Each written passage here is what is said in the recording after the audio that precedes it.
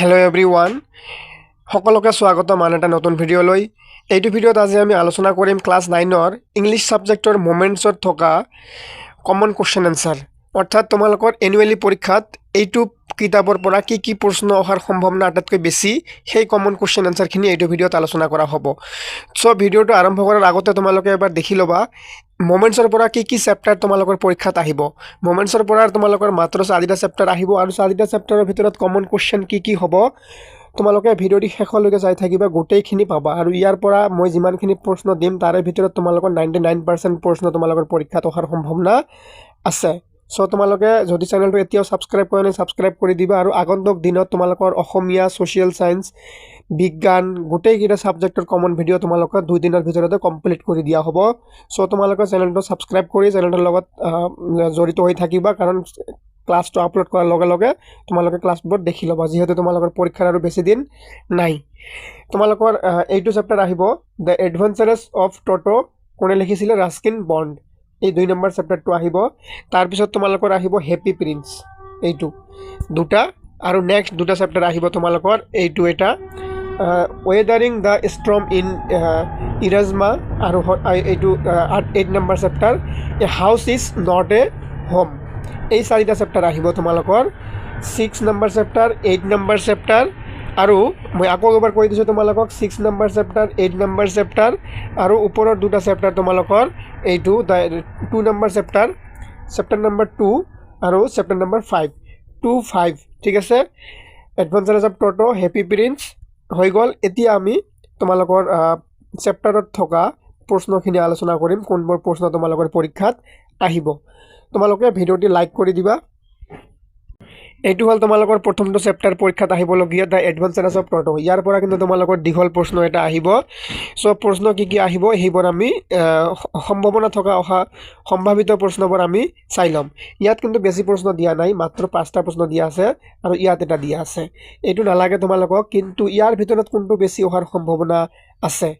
আৰু same answer থকা তোমালোকৰ প্ৰশ্ন কি কৰিব, অলপ প্ৰশ্নটো বেলেগকৈ দিব পাৰে। সেইকাৰণে তোমালোকে প্ৰশ্নবোৰ অৰ্থ জানি পঢ়ি ল'বা উত্তৰবোৰ, যাতে তোমালোকৰ প্ৰশ্নবোৰ অলপ ঘূৰাই পকাই দিলেও তোমালোকে অৰ্থ বুজি তোমালোকে পঢ়ি যোৱা এনচাৰখিনিৰ ভিতৰতে তোমালোকে এনচাৰখিনি বনাই লিখি থৈ আহিব পাৰা। 1 নম্বৰ কুৱেশ্যন আছে how does ট'টো come to গ্ৰেণ্ডফাদাৰ্ছ private জু। 2য় নম্বৰত দিয়া আছে Toto was a pretty monkey, in what sense is Toto pretty. 3 নম্বৰ why does grandfather take Toto to Saharanpur and how. 4 নম্বৰ চেপ্টাৰত আছে how does Toto take a bath, where has he learn to do this, how does Toto almost boil himself alive. 5 নম্বৰত দিয়া আছে why does the author say Toto was not the sort of pet could keep for লং। ইয়াৰ ভিতৰত তোমালোকৰ important প্ৰশ্ন হ'ব। এতিয়া 5 number প্ৰশ্নটো important হ'ব, ঠিক আছে। 4 নম্বৰটো ইম্পৰ্টেণ্ট হ'ব। তাৰপিছত তোমালোকৰ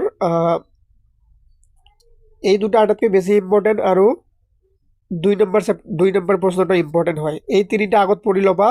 তাৰপিছত কি কৰিবা তোমালোকে পাৰিলে এই 1 আৰু 3 নম্বৰটো পঢ়ি ল'বা।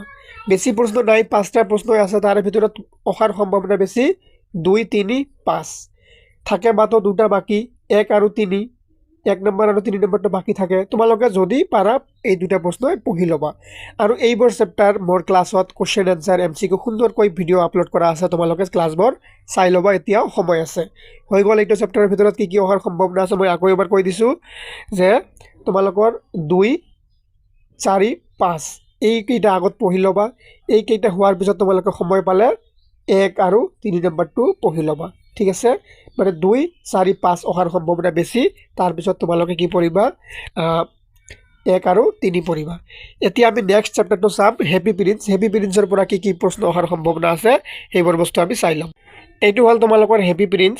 হেপী প্ৰিন্সৰ পৰা কি প্ৰশ্ন আহিব পাৰে আমি থিংকিং এবাউট দ্য টেক্সটৰ পৰা আমি কুৱেশ্যন এনচাৰখিনি আলোচনা কৰিম, ঠিক আছে।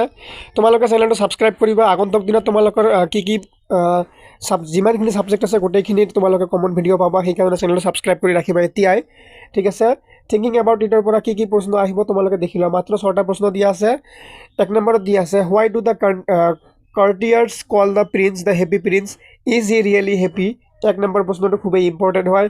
Why does the happy prince send a ruby for the seamstress what does the swallow do in seamstress house.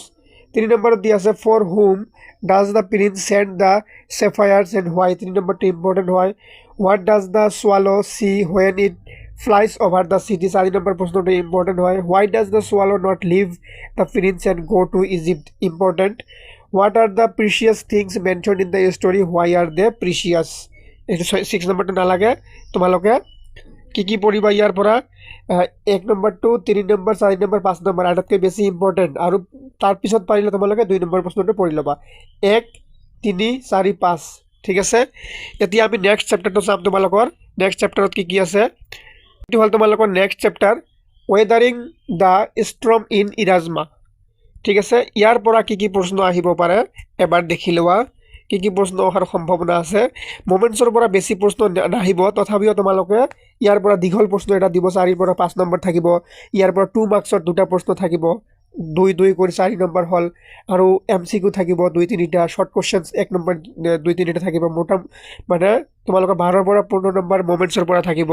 চ' ইয়াৰ পৰা কি প্ৰশ্ন আহিব পাৰে।